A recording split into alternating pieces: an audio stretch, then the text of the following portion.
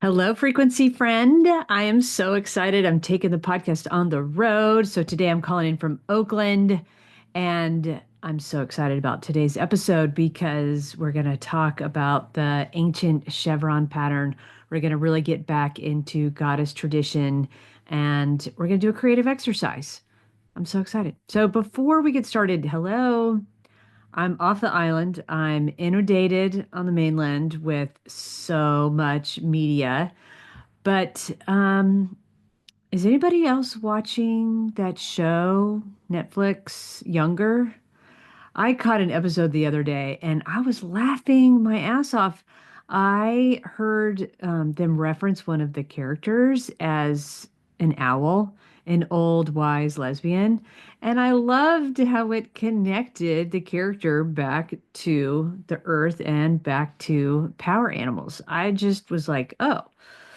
I love how the restructuring has been, and it was said in such a positive way. I loved it, which got me really thinking about talking about goddess language, because in the goddess tradition, it's very different than the viewpoint from the patriarchal lens.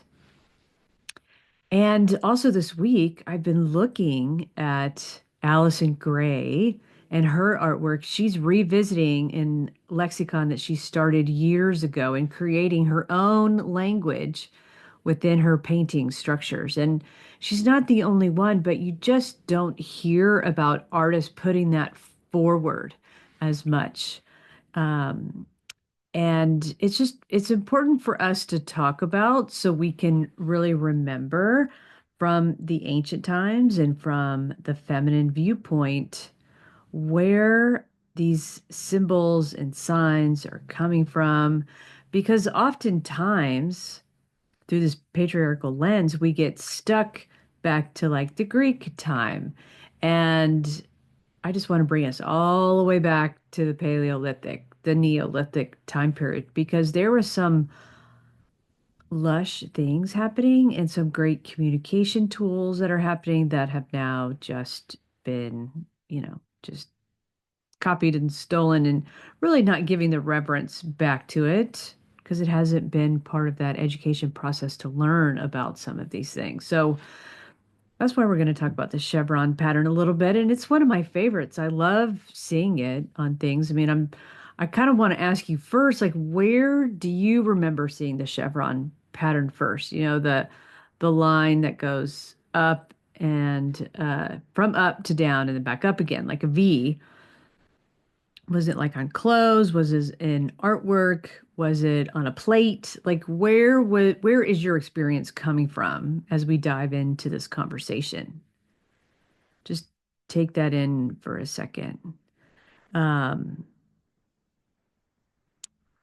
Artwork is such a powerful communication tool, and I think really reminding each and every single one of us to take it back to your experience so then you can start to see maybe if you misinterpreted it or if it was just somebody giving you that perspective and you just took it at face value of what they thought it was right then and there. Because I know that I've learned some crazy things in my education,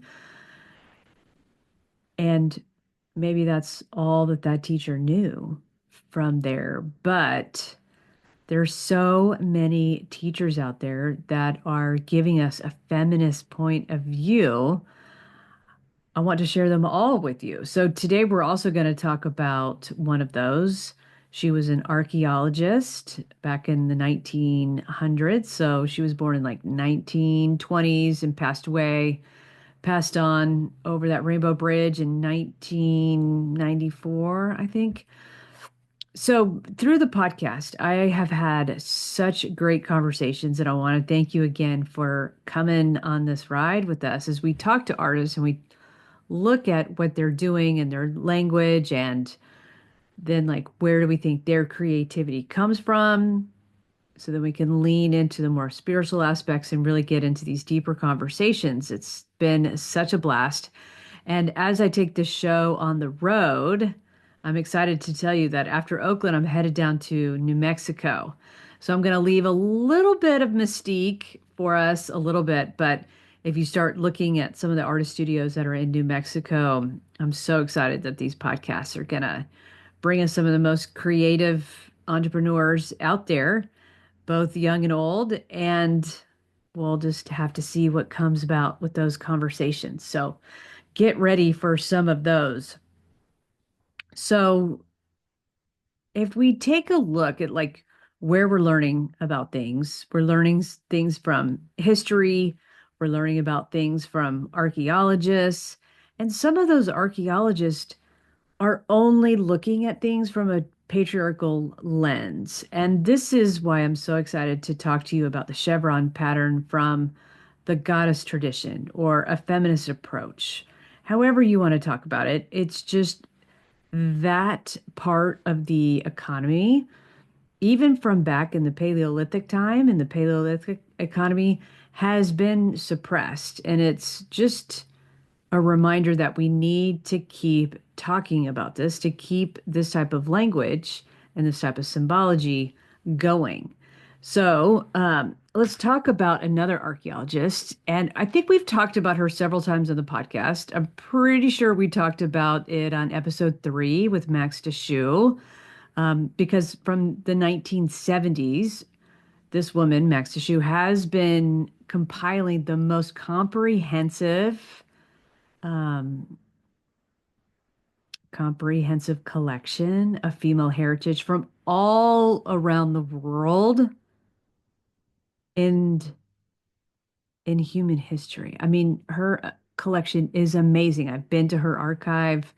She has slides galore. Her house is stacked with books and research. I mean, we need to find her a foundation to take on this, all of her work. It is amazing. We're also going to talk about Maria Gimbutas because she's written a few books. She is the archaeologist that we're going to talk about today with the Chevron pattern. And this is one, the goddess, the language of the goddess. And the foreword was by Joseph Campbell.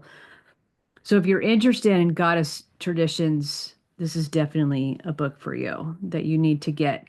But goddess traditions are really being looked at more from um, a lot more people than just women. They're really looking back on it from a social justice point of view, an ecologist point of view, and that's when we get to start remembering that there is this way of life like that's more eco-feminist, like your equality and looking at it with your connection with the planet.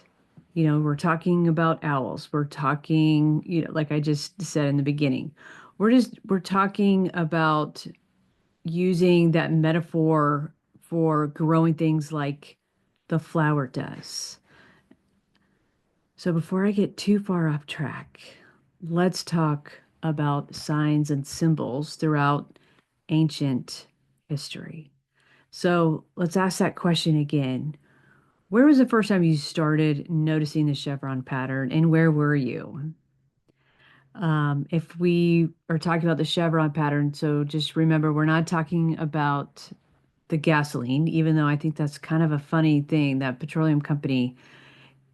Um, I did some research on there too. Their Chevron, they were looking at it because they wanted a logo that was, let me grab my notes here, from strength and forward momentum. It meant energy, movement, and reliability.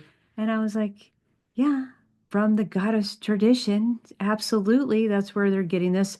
So just remember, it goes back from even before the Greeks. I mean, if we take a look at the chevron pattern, I mean, we're looking at it from the Neolithic to the now time period. And back in the day, in the Upper Paleolithic, Neolithic time frame, that pattern from starting and then going down and then going back up meant something. And it meant something to do with the bird goddess. So, in this creative exercise, let's get out pen and paper and let's start drawing together. Um, just start drawing from up, go down into the V, and then back up again. And just repeat that. Try to get some space in between the that you have drawn up above it or below it if you're going up or down. And just start to feel like, is it something that you're just drawing to draw? And how many do you have to do before you start seeing it as something different? And by seeing it, I mean using your clair skills and start to notice when it starts becoming a portal. So keep going, keep drawing. And when you get that expansion feeling, like what are you thinking about right then and there? When is it becoming a portal? And what's the portal? Don't judge yourself. Don't judge yourself at all. Just observe it, and then we'll discuss it later. Or you can call me.